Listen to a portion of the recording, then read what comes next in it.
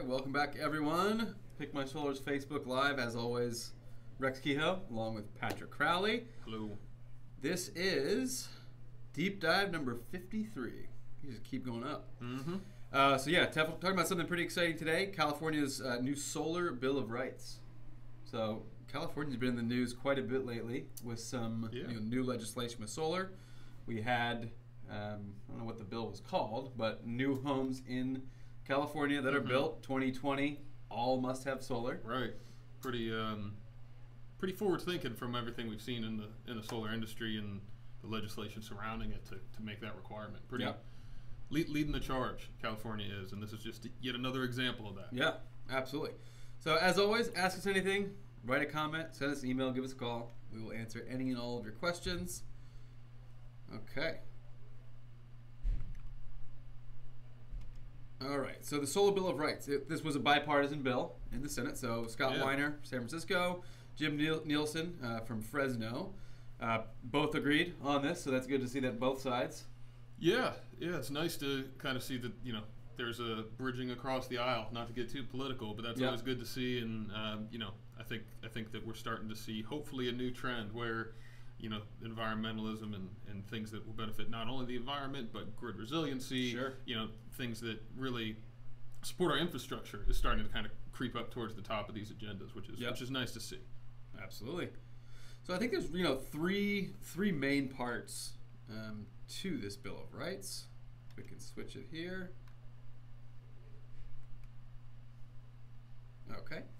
Okay, so basically no discriminatory utility fees for having solar.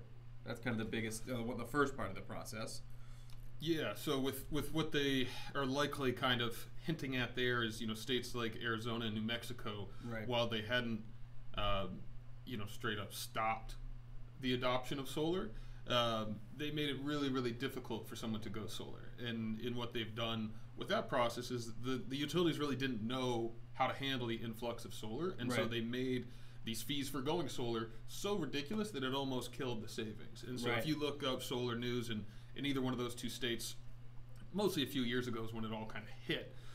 You're going to see that there are a lot of policies rather put into place that made it really tough to go solar from a financial standpoint. Basically penalized you for going solar. Right, because you were kind of taking, using the grid. Their logic was you're using the grid, therefore you need to have X, Y, and Z fees, but those same fees didn't apply to people who didn't go solar. And so you'd still have fees to use the grid, but it would not be discriminatory in the sense that they would be extra for a solar user where they wouldn't apply to a non-solar home, which is good to see because that's that's not uncommon for utilities to do when they don't really understand, I guess, the value of solar and grid resiliency like that. So that's the first aspect of this Bill of Rights. The second is streamlining the utility interconnection process. So some of you that are tuning in, maybe you've gone solar before, and you probably noticed that with your utility there is a delay from when your system is actually installed and until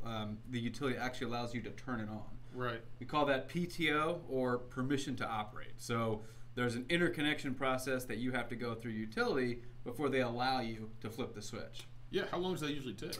So good question. It varies quite a bit depending on your utility. So some utilities, they get that turned around in a day. Other utilities, it could be 4 to 6 weeks. So we're talking 4 to 6 weeks from everything being good to go, and then the utility saying, go ahead and use it. Yeah. So you could have a fully installed solar system, but it's not working. Yeah. So you got a nice asset sitting up on your roof, not doing much for you. Right.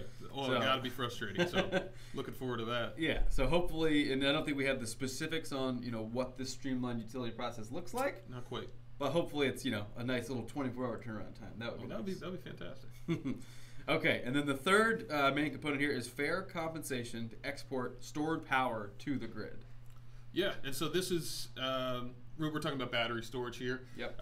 And so one of the big things that California also did, you mentioned the homes in 2020. One of the other things that they've recently done is they've expanded funding for something that's called SGIP. And SGIP was a rebate program that gave out incentives to homeowners to install battery storage, and it's kind of stepped down, and we don't really know what the new incentive is going to look like. We know that there's going to be a lot of funding for it, and one of the things that is going to be contingent upon a homeowner or a property getting that funding is likely going to be their ability to help supply the grid when the grid needs help. Yep. And so this is kind of saying, okay, we see what the SCHIP is doing, and we're basically going to use homeowners in their stored power to the grid. Right. And this is saying in exchange for that, there will be fair compensation. We don't know what that is yet, but a law like this, generally speaking, you're going to be the fact that this is a solar-friendly law, you would expect it to be truly fair compensation for it, and hopefully it's a one-to-one net metering credit. That would be great.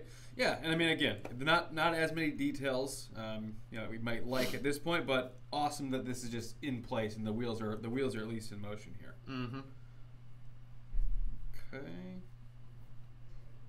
So the timeline. So June 1st, 2020, we have something to happen here. The annual reports on the utility's performance, and then January 1st, 2021 is when I guess the details on these storage compensation incentives are going to come out. Yeah, and so that also times up pretty well with the SCHIP program itself, because we're not really expecting even any news, maybe not even a deployment of those SCHIP funds until 2020. So maybe 2020 we'll get the funds. Certainly 2020 we'll understand how those funds will be deployed. Right. So I wouldn't be shocked if that all lines up together in 2021.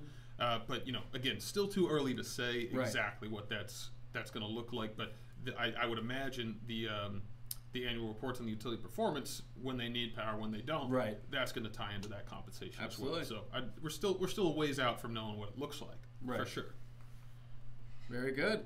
Short and sweet today, but definitely a very very important Bill of Rights here that's coming out, and we're very excited to hear the details on it. Pick My Solar, as always, competing solar solutions from top providers. Come to us. We will take a look at your house, take a look at your utility bill, figure out if going solar is right for you.